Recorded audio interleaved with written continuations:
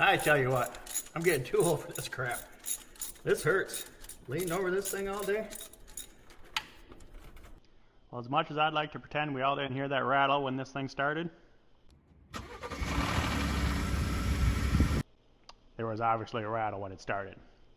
According to the comment section, you all heard it too. I mean, I don't know how many comments about what was that rattle when it started. Sounds like it needs cam phasers. From the sound of it, it's got the dreaded cam phaser rattle. Yes, it does.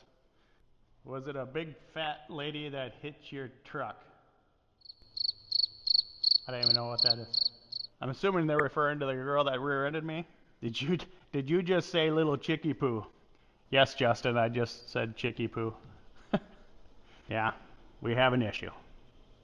I had high hopes that a good oil change and a couple miles on the truck and she'd shut right up, but it did not shut up, unfortunately. It actually did get a lot better. It wasn't near as bad as that original startup because, again, all the oil was drained out of the system, drained down or whatever. So when it rattled at first, I wasn't really concerned. Changed the oil. I drove this thing for about a week now, on and off. Runs and drives great, but every time you start it, there's that quick little rattle. So off to YouTube we go, and here we are. So after a couple hours of getting my YouTube certification on how to tear down a Ford 3.5 EcoBoost engine, I'm fully approved. I'm still waiting for my certificate to come in the mail, but it'll get here, right? So meanwhile, while we're waiting for my certificate to get here, I made a phone call to my good buddy Steve out at the Ford dealership in the parts department, and I asked him what I needed to do. And $1,000 later, woo, this is what I got. New cam phasers, and they are the updated version. They're not the originals. Evidently there's a new style. We got some timing chain guides, tensioners, new chains. We got some seals, some bolts, pretty much everything I need to put this thing back together. Short of valve cover gaskets. And they should be here tomorrow, so not the end of the world. So after about 3 hours of screwing around last night, 2 hours last night, and an hour today, we are into the motor. We, as you can see, ended up pulling the valve covers off, the upper intake, high pressure fuel pump, a lot of wiring, everything off the front of the engine, alternators off. The AC can actually stay on, just so you know, and we are into the timing chain setup. Actually, the chain and the guides and all that, they actually look good. But we're in here, we're replacing it all. The problem is this guy right here. These are our cam phasers. 4 of them obviously, 2 for the intake, 2 for the exhaust, and this one here is the culprit. And let me show you what it's doing. So basically at this point, that guy loves when I say basically. So basically at this point, I have an 18 millimeter on the crank bolt down here below. So these are our 2 cam phasers, and if you watch this bolt, and if you watch this bolt, I'm going to turn the motor over, and you're going to see what doesn't happen. Oh, let me just tell you, this one's not going to spin. That one is going to spin. This one's going to turn a little bit, and then it's going to start to spin. See that? And now it starts to spin. So basically, this is our rattle. So we're going to replace it. Now this is not going to be a video on how to replace your cam phasers and your timing chains on a 3.5. There are plenty of videos on the internet already how to do this. There is no point in me wasting my time making another one. But I'm going to tell you a few things to make it easier if you want to try and do this yourself. Now before we tear into this any further, there's 3 questions. Second question is, how much should I pay for it? We're not going to talk about that. That's my problem. Number 3, title. Why would this go salvage? Blah, blah, blah. Actually, this is a clear title truck. I bought it clear title, Wisconsin. They have what they call a claim paid, salvage, and just regular title. This is a regular title. It's not claim paid. It's not salvage. It is owned by an insurance company. I bought it from an insurance company. Problem with that, and I knew this, and this is just part of the deal. We live 15 minutes from Iowa.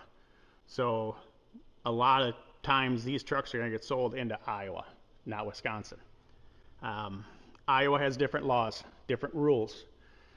So most states total their vehicles at 80% value. Iowa totals at 70%. And I think they're talking about changing it, but I don't know for sure. They also have a second clause in their system, and this goes back to like the frickin' 60s or something. If a vehicle is owned by an insurance company for pretty much any reason, it has to go salvage when it comes into Iowa. Well, I know what you're saying. This is Wisconsin. What do I care? I can't assume that the title is going to stay clear going into Iowa. So I have to assume it's going to go salvage. But what we can do is we can go down to the courthouse in Iowa, and I can have them run the information through the system, and they will actually, on some circumstances, look at the actual paperwork on that particular VIN number and decide if it will go salvage or if it'll stay clean title. We ran the system through Iowa, and it took a week. Usually it takes about 1 day. This took a week to get an answer back from them. And basically what they did is they went to the insurance company. They found out what was paid out on it, what the damage was, and the percentage was. And they came back and basically told me it's going to stay a clear title. So why would it stay a clear title? That's your question? Okay, here's your answer. Basically, according to the insurance company that wrote off this truck, it received 11% damage. So easy numbers, this is a clean retail truck. Clean retail, $30,000. That's a good accurate number. 28 to 32, however you want to look at it. We're going to use $30,000. Basically, on a $30,000 truck at 11%, that's what? $3,300, I think it is. Yeah, $3,300 in damage, which is justifiable. Bumper, headlight, hood, not a hood, grill, airbag, reset the module. The seatbelt actually wasn't blown. He must not have been wearing the seatbelt when he crashed it because it didn't blow the seatbelt. So $3,300 is, in my opinion, an accurate, number. But again, why did it go through a sale? So if you're wondering why an insurance company would not pay a $3,300 claim, but yet pay out $30,000 to the owner of this truck to wash their hands to the deal, the answer is I don't know. But I will say that the insurance provider for this vehicle is the same provider for a vehicle that I'm doing right now, which is our next video. And that one has a fun little story itself. So again, I don't know why they did it, but it works good for me. I got a clean title truck, and I will say for 2/3 of the price of full retail. If that answers your number, great. Anyways, let's get back to this mess. First things first. See this stupid hood latch right here?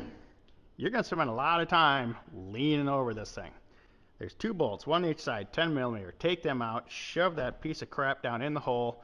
Otherwise, it's just going to poke you in the chest for the next 4 hours. Down in the lower section of the timing cover is this electrical wiring. This is pretty much I don't know if it's a starter cable or if it's for the electric steering rack, whatever. It is what it is. That is tight up against there, and there's a stud coming off with a little nut underneath it, and you got to manipulate all this stuff off that stud. It's not super simple. I ended up having to undo this clamp on the tranny cooler lines and slide that back, which gave us enough room to get this off. I don't know if that's the right way to do it, but that's the way I did it. Number 2, when you do find all the hidden bolts in the timing cover, which there are a lot of them, when you pull that cover off, you're going to have this stuck on the inside of the timing cover. It's the crank sensor. Can't just rip this thing off or you're going to damage that wiring. So once you get the cover loose, you got to reach down in there and slide it back. Or you can probably push in from the outside, but I reached in from the back and pulled it out. Now as far as the alternator, simply just unbolt it, set it aside. The AC compressor, that can stay on the vehicle. You don't have to pull any of the AC lines. You can work around them. It would be easier if they were gone, but this is the Y1234 refrigerant, which is super expensive, so we're not going to open that up. Other than that, it's just a lot of bolts, especially in the timing cover. Just when you think you got them all, you're going to find 4 more. Well, that's the way I did it anyways. But anyways, got it off, so now we are going to, I'm going to get all this stuff uninstalled and switched out for the new parts, and we'll start putting them back together. Alright, well, it's been a little while, but we do have the new phasers on. You can see the updated version. The springs are not exposed. I guess that's how you tell the difference between the new style and the old style. So we replaced all 4 phasers. These are the chain guides, those are all new. We have both new tensioners are installed and set and ready to go. Our timing marks here on the new chains, they basically got a yellow link for this mark here, your timing, and then they got a brass link for this mark for your timing, and then there's also brass markings down the crank. Again, if you're gonna do this, watch a YouTube video and then decide if this is something you want to get into. But anyways, all our timing set, everything's ready to go. These are torqued down. These are torque to yield bolts. These are new bolts. You always replace those. So they are torqued down properly, ready to go. At this point, it's just a matter of putting all this crap back on. But that's going to take me a while. It's Friday night, 8 o'clock. I'm kind of done working on this thing. I'm going to try to get the timing cover put on so the silicone can set up on it. But other than that, I'm probably just going to work on this maybe next week. It's the weekend. I ain't going to worry about it. So anyways, that's where we're at the F-150. It's clear title. We're fixing the phasers. Other than that, the truck runs and drives great. So there you go. Answer to your questions. Anyways, guys, we'll probably see you next weekend. We're going to get this road finished up this week, and then we're going to start on this one the following week. There's always something to do around here, and it's usually a Nissan. Anyways, thanks for watching, guys. I appreciate it. We'll see you next one.